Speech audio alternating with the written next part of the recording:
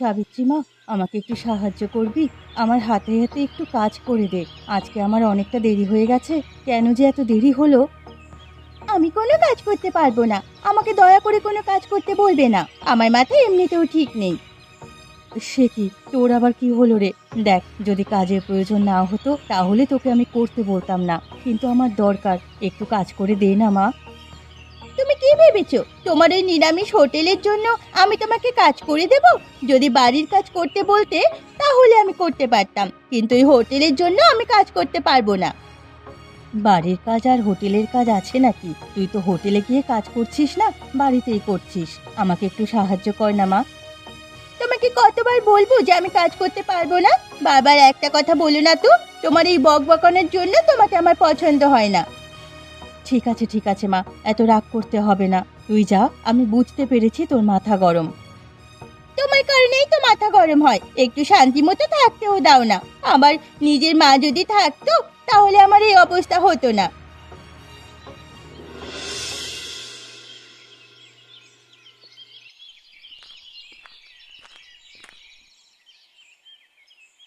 কি হলো সরলা? তোমার আজকে কেমন মানে বেচা কেনা হচ্ছে? আমার বেচাকেনা তো বাবু ভালোই হয়। আপনাদের আশীর্বাদে আমার কখনোই বেচাকেনা কম হয় না। তা বুঝি, তোমার হাতের রান্নার যে প্রশংসা সারা গ্রামের মানুষ তোমার দোকানে খেতে আসবে, তা এতই যখন বেচা কেনা হচ্ছে তবুও তোমার মনটা খারাপ কেন? কি আর করব বাবু, এত টাকা পয়সা উপার্জন করছি, তবুও মনের শান্তি পাচ্ছি না। দুটো ছেলে মেয়ে, কেউ আমাকে মা হিসেবে মানতেই চায় না। সে কি, সেই ছোটবেলা থেকে তুমি লালন পালন করে বড় করেছো, ওদের কারণে তুমি বিয়ে পর্যন্ত করনি, তবু ওরা তোমার সাথে এমন ব্যবহার করছে? এ নিয়ে অবশ্য আমার কোনো অভিযোগ নেই। খারাপ ব্যবহার করে ওরা নিজেরা কষ্ট পায়, সেটাই আমার দেখতে ভালো লাগে না। আমার যদি মা না থাকতো, সৎ মা থাকতো, তাহলে আমিও হয়তো এই একই কাণ্ড করতাম। এটা তুমি ভুল বললে সরলা। সৎ মা মানি যে খারাপ এমনটা তো নয়। দেখেছি তো, সেই ছোটবেলা থেকেও তুমি ওদের বড় করেছো। তুমি যদি খারাপ হতে তাহলে কি তুমি ওদের দায়িত্ব নিতে? ওরা তো বুঝতে পারে না, ওরা হলো ছোট মানুষ। ওদেরকে বলে কি হবে বাবু? তার চেয়ে বরং ওদের মন মতো চলার চেষ্টা করি। যতদিন বেঁচে আছি ওদের সাথে মিলেমিশেই বেঁচে থাকতে চাই। ওদের ছাড়া কোনোভাবেই আমি থাকতে পারবো না। তা করো, তোমার সংসার, তোমার জীবন, তোমার ছেলে মেয়ে, সবকিছু সিদ্ধান্ত নেওয়ার দায়িত্ব তোমারই। আর এখানে তো আমরা কোনো সিদ্ধান্ত তোমাকে চাপিয়ে দিতে পারি না। এই কারণেই তো সব সহ্য করে এখনো আছি।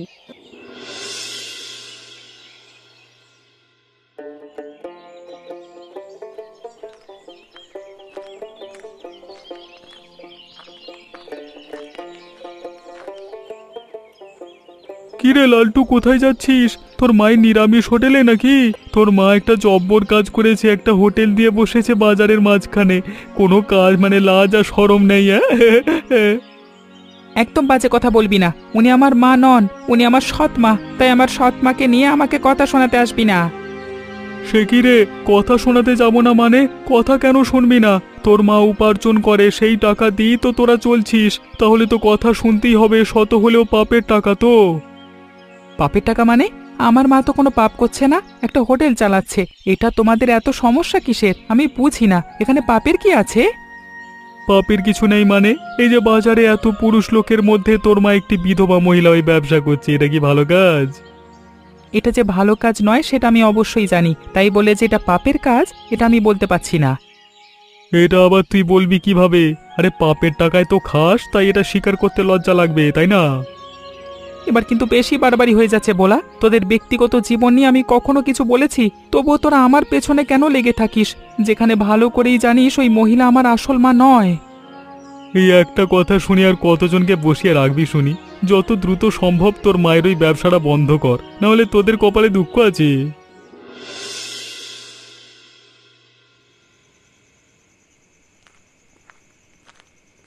কি হলো লালটু, আজকে এত দেরি করে বাড়ি ফিরলি যে? আমরা সে কখন থেকে তোর জন্য অপেক্ষা করছি। সাবিত্রী এখনো তোকে রেখে কিচ্ছু খায়নি। আমার বোন আমাকে রেখে খায়নি, খাবে না। তোমার যদি এতই সমস্যা হতো তাহলে তুমি খেয়ে নিতে। আমি তো আর তোমাকে বলিনি আমার জন্য অপেক্ষা করতে।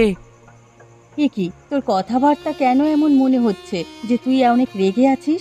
কারোর সাথে তোর কোনো ঝামেলা হয়েছে নাকি? ঝামেলা হলেই বা কি, আর না হলেই বা কি? তোমাকে তো আমি বলতে যাব না কার সাথে কি ঝামেলা হয়েছে, তোমাকে বললেও কোনো লাভ নেই। এভাবে বলছিস কেন? আমি তো তোদের মা। কারো সাথে কোনো ঝামেলা হলে অবশ্যই আমাকে বলবি, আমি মিটিয়ে দেওয়ার চেষ্টা করব।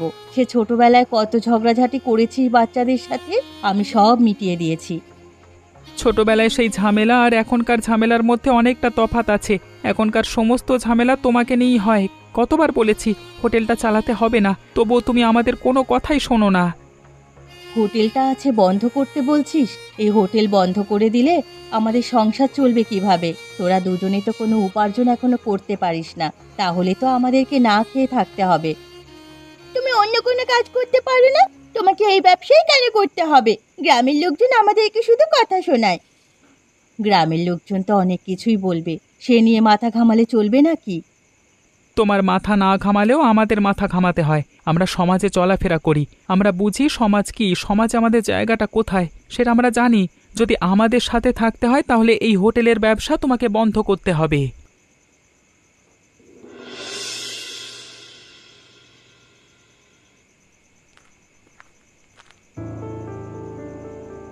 সাবিত্রী, ও সাবিত্রী, ঘুমিয়ে গেছিস? একবার একটু উঠবি? তোর সাথে আমার গুরুত্বপূর্ণ কথা আছে রে। কি হলো মা? এত রাতে তুমি আবার এসেছো আমাকে জ্বালাতে? কি হয়েছে বলো তো মা? রাগ করিস না মা, আমি খুব বিপদে পড়ে এসেছি। বিপদে পড়েছো? এত রাতে তুমি আবার কিসের বিপদে পড়লে? কি হয়েছে বলো তো মা? আমার কাছে তোদের কিছু জিনিসপত্র আছে, সেই জিনিসপত্রগুলো আমি তোদেরকে দিতে এসেছি। তোর মা মারা যাওয়ার সময় আমার হাতে এগুলো দিয়ে বলেছিল তোর বিয়েতে যেন এগুলো আমি তোকে দিয়ে দিই। তার মানে আমার মা তোমার কাছে আমাদের গয়না রেখে গেছে? হ্যাঁ রে, তোর এবং তোর ভাইয়ের দুজনেরই ভাগ আছে। এখানে তোদের মায়ের পাশাপাশি আমারও গয়নাগাটি আছে। এসব তো আমার আর কোনো কাজে লাগবে না, তোরাই তো আমার ছেলে মেয়ে। এগুলো তোদের দুজনকে আমি ভাগ করে দিয়ে গেলাম। সে না হয় বুঝলাম, কিন্তু এত রাতে তুমি এগুলো ভাগাভাগি করতে এসেছো কেন? আগামীকালও তো বলতে পারতে। বলতে পারতাম, কিন্তু কখন যে কি হয়ে যায় সেটা তো আর বলা যায় না। তাই আমি আর কোনো ঝুঁকি নিতে চাইলাম না। মনে হলো এখনই তোকে বুঝিয়ে দিই। এই কারণেই তোমাকে আমার ভালো লাগে না মা। তুমি আগামীকালও আমাদেরকে এটা বলতে পারতে, কিন্তু তুমি সেটা না করে এত রাতে এসে আমার কাঁচা ঘুমটা ভাঙিয়ে দিলে। রাগ করিস না মা, আমাকে ক্ষমা করে দিস। তোরা দুই ভাই বোন দুজনে মিলেমিশে থাকিস।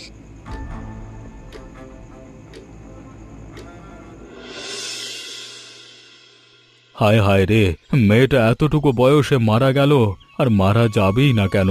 যে মানসিক চিন্তায় মেয়েটা থাকে সারাদিন, এতে মানুষ বাঁচে কদিন? আপনি কি এখানে এসেছেন দুঃখ প্রকাশ করতে, নাকি আমার মায়ের হয়ে সাফাই গাইতে? এটা আবার কেমন ধরনের কথা? তোমাদের মা মারা গেছে, এখানে গ্রামের সমস্ত মানুষ তাকে দেখতে আসছে, সেই হিসেবে আমিও দেখতে আসছি। তোমার মায়ের ব্যাপারে সবাই কিছু না কিছু বলছে, এখানে সাফাই করবার কি আছে? সবাই তো আর আপনার মতো আমার মায়ের দুঃখটাকে প্রকাশ করছে না, তাই না? সবার চোখ যে অন্ধ, তারা তোমার মায়ের দুঃখটা কখনোই দেখতে পায়নি। তোমাদের মা যে কতটুকু দুঃখী ছিল তোমাদের দুই ভাই বোনকে নিয়ে, সেটা আমি ভালোভাবেই জানি। তোমরা দুজন তো সন্তান নামের কলঙ্ক, এখন আবার মায়ের লাশ সামনে নিয়ে নাটক করছো তোমরা। এসব কি কথা বলছেন আপনি? হ্যাঁ, আমরা আমার মায়ের লাশ নিয়ে কি করব না করব সেটা আমাদের একান্তই ব্যক্তিগত ব্যাপার। আপনি এখানে নাক গলাতে আসবেন না। অবশ্যই নাক গলাতে আসবো, এ গ্রামের মোড়ল আমি। আর এখন তুমি বলছো মেয়েটা তোমার মা? এতদিন তো মা হিসেবে গণ্য করনি, যার কারণে তোমার মায়ের দুঃখের সীমা ছিল না। বাবু, এখন এসব কথা আমরা নাই বা বলি। মায়ের শেষকৃত্যটা করে আসি, অনেকটা সময় হয়ে গেছে। হ্যাঁ হ্যাঁ, সেটাই করো। তোমাদের মা মরে গিয়ে তোমাদেরকে মুক্তি দিয়ে গেছে, এখন তাড়াতাড়ি তার শেষকৃত্যটা করে তোমার মাকে মুক্তি দাও। অবশেষে তোমার মা এই যন্ত্রণা থেকে মুক্তি পেয়েছে, যত সব।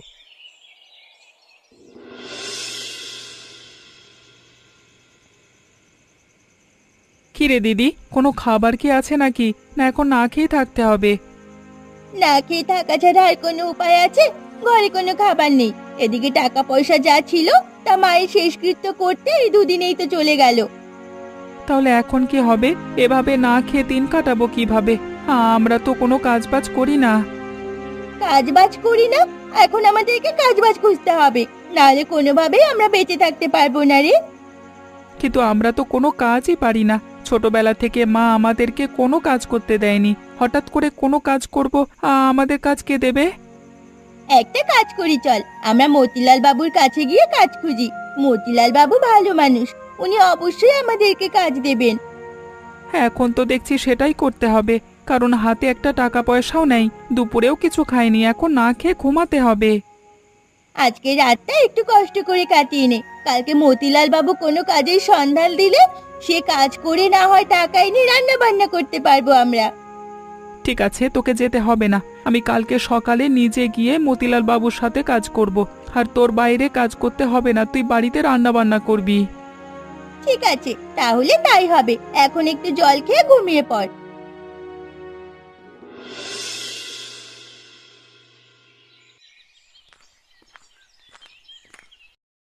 কি হে লালটু, কি অবস্থা তোমার? এখন কেমন আছো? দিনকাল কেমন যাচ্ছে? দিনকাল ভালো যাচ্ছে না বাবু, এই কারণেই তো আপনার শরণাপন্ন হয়েছি। এবার আপনি যদি একটু সাহায্য করতেন তাহলে আমাদের দিনকাল একটু ভালো যেত। সে কি, দিনকাল তোমাদের ভালো যাচ্ছে না কেন? তোমাদের মা মরে গেছে, এখন তো তোমাদের খুশি হওয়ার কথা, আনন্দে থাকবার কথা। পেটে যদি ক্ষুধা থাকে তাহলে কোনো আনন্দই আনন্দ মনে হয় না। এবার বুঝতে পেরেছি, তোমাদের সংসারে উপার্জনের সক্ষম ব্যক্তি মারা গেছে, এখন তোমাদের হাতে টাকা পয়সা নেই, না খেয়ে দিন কাটাতে হচ্ছে, তাই তো? একদমই তাই। এবার আপনি একটা কাজ দিতে পারবেন বাবু আমাদেরকে? তোমরা অতি নিম্ন স্তরের বোকা, মাঝামাঝি স্তরের বোকা হলেও বুঝতে পারতে তোমাদের উপার্জনের পথ তোমাদের চোখের সামনেই রয়েছে। এটা কি বলছেন বাবু? আমরা তো কিছুই জানি না। তোমরা কি তোমাদের মায়ের হোটেলের কথাটা ভুলে গেছো? যাও যাও, সে হোটেলটা চালু করো, তাহলে আর অন্য কারোর কাছে কাজ খুঁজতে হবে না। সেই হোটেলে সমস্ত কিছু রাখা আছে, কোনো কিছু না কিনেই রান্না বান্না চালাতে পারবে না। ঠিক তো, আমরা তো এই হোটেলের কথাটা ভুলেই গিয়েছিলাম, কিন্তু আমি হোটেল চালাবো? দেখো, হোটেল তো কোনো দোষ করেনি, দোষ করেছিল তোমার মা। মেয়ে হয়েও তোমাদের দায়িত্ব নিয়ে সে হোটেলের ব্যবসা করছিল, কিন্তু তুমি ব্যবসা করলে তো কোনো দোষের হবে না। ঠিক আছে বাবু, এমন একটা উপায় খুঁজে দেওয়ার জন্য আপনাকে অশেষ ধন্যবাদ।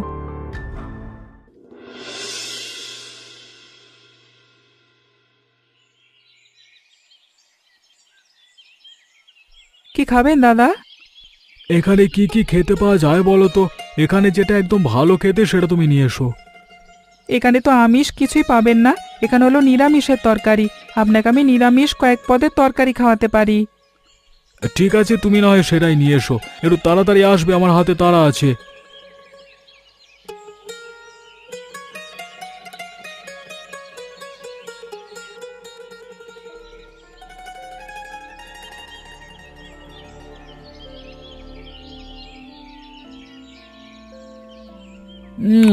বাবা বাবা, রান্নাটা তো দারুণ হয়েছে। তা কে রান্না করেছে, তুমি নাকি তোমার মা? আমি তো রান্না পারি না, আমার মা কয়েকদিন আগেই মারা গেছে। তাহলে কি তোমার কোনো বাবুর্চি আছে নাকি? রান্নাটা তো দারুণ হয়েছে। রান্নাটা আমার বোন করেছে, ও বাড়িতে বসেই রান্না করে, মায়ের কাছে সমস্ত রান্না শিখেছিল।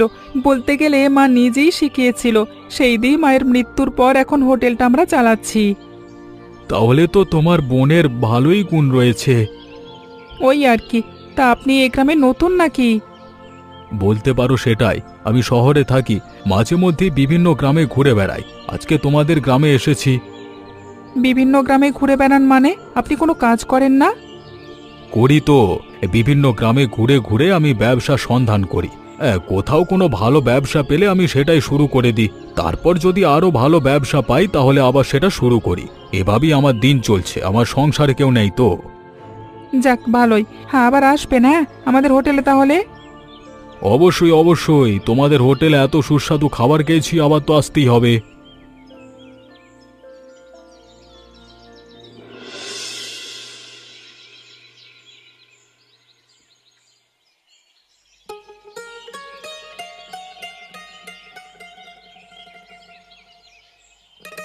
লালটু, আরে লালটু, কোথায় গেলে? বেরিয়ে এসো, দেখো কাকে নিয়ে এসেছি তোমাদের বাড়িতে।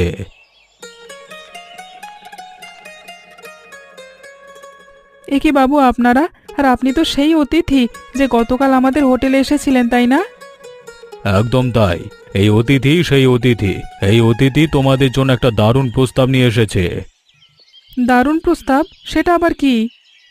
এই অতিথির নাম হলো জগদীশ।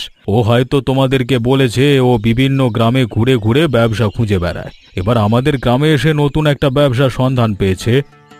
এটা তো ভালো কথা, কিন্তু এসব আমাদেরকে কেন শোনাচ্ছেন আমি ঠিক বুঝতে পারছি না।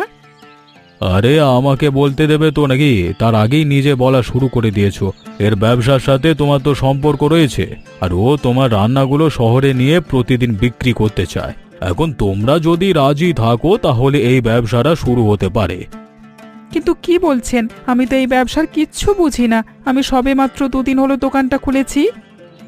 আরে কোনো চিন্তা করতে হবে না, আমি তো আছি। আমি তো আর পালিয়ে যাচ্ছি না। তোমরা দুজনে মিলে বেশি করে রান্না করে আমাকে দেবে, সেটা আমি গাড়ি করে শহরে নিয়ে যাব। শহরে নিয়ে বিক্রি করব। এখন তো আর তেমন লোকজন নেই, তাই তোমাদের হোটেলটাও তেমনভাবে চলে না। তাহলে তো খুব ভালো হয়। তোমরা চিন্তা করো না, এর বিনিময়ে তোমরা মোটা অঙ্কের টাকা পাবে। শুধু প্রতিদিন তোমাদেরকে নিরামিষ রান্না করে দিতে হবে। আর একটা কথা, আমি গতকাল যার হাতে রান্না খেয়েছি আমি কিন্তু তার হাতেই রান্না চাই।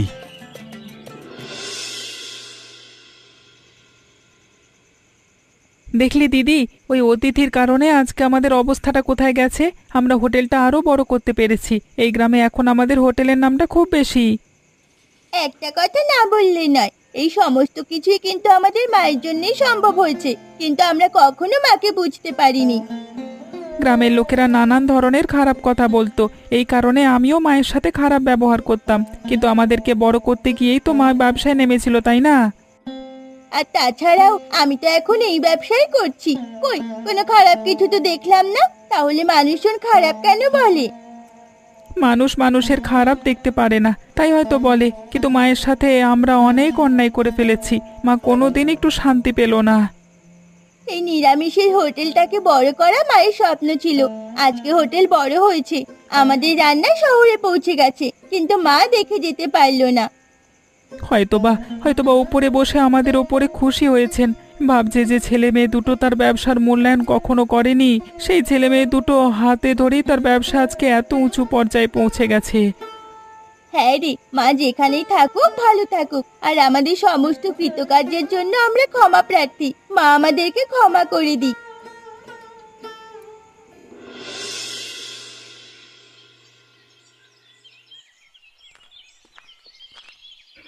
আরে আরে জগদীশ যে, কতদিন পর তুমি আমাদের গ্রামে এলে। তা কি অবস্থা তোমার? এখন তো আমাদের গ্রামে পাও রাখছো না।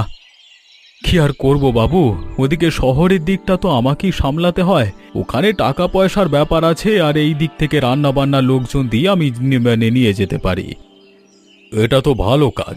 সর্বপ্রথমে কাজকে প্রাধান্য দিতে হয়, তারপর বাকি সবকিছু। কাজের ক্ষেত্রে কোনো ছাড় দেওয়া উচিত নয়। তা আজকে আবার কি মনে করে এলে? দেখুন বাবু, আপনি তো জানেন আমার সংসারে কেউ নেই। আমার বাবা মা ভাই বোন কোনো আত্মীয় স্বজন পর্যন্ত নেই। আমি একাই, তাই শরম লজ্জা ফেলে আপনাকে আমি একটা কথা বলতে এসেছি। আরে বাবা, তুমি এমন ভাবে বলছো কেন? তুমি বলো আমার কাছে কিসের শরম? হ্যাঁ, আমি তো তোমার বাবার মতো। সেটা ভেবেই একমাত্র ভরসা করে আপনার কাছে এসেছি। আমার তো বিয়ের বয়স হয়েছে, তাই আমি চাচ্ছি এবার একটা বিয়ে করতে, একটা সংসার গড়ে তুলতে। এটা তো দারুণ কথা। তুমি বলো কবে বিয়ে করতে চাও? আমরা কি তোমার জন্য মেয়ে দেখব? শহরের মেয়েকে বিয়ে করবে না গ্রামের কাউকে? না না বাবু, শহরের কাউকে বিয়ে করতে আমার মন চায় না। আমি গ্রামের এক সাদাসিধে মেয়েকে বিয়ে করতে চাই। বেশ, তো তাহলে আমি পাত্রী দেখা শুরু করে দিচ্ছি। পাত্রী দেখতে হবে না বাবু, আমার পছন্দ আছে। তাহলে তো আরো দারুণ হলো। তাহলে চলো সেই পাত্রীর বাড়িতে আমরা যাই।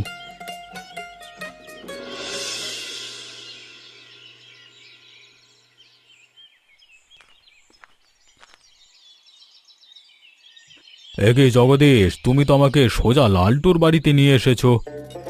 এই বাড়িতে যদি না নিয়ে আসি তাহলে পাত্রী দেখবেন কিভাবে? পাত্রী তো এ বাড়িতেই আছে, আপনি এখনো বুঝতে পারছেন না? ও হ্যাঁ হ্যাঁ, এবার আমার মনে পড়েছে। লালটুর একটা বোন আছে, নাম হলো সাবিত্রী। সাবিত্রীকে তোমার পছন্দ, তাই না? এভাবে বলে আমাকে লজ্জা দিচ্ছেন আপনি।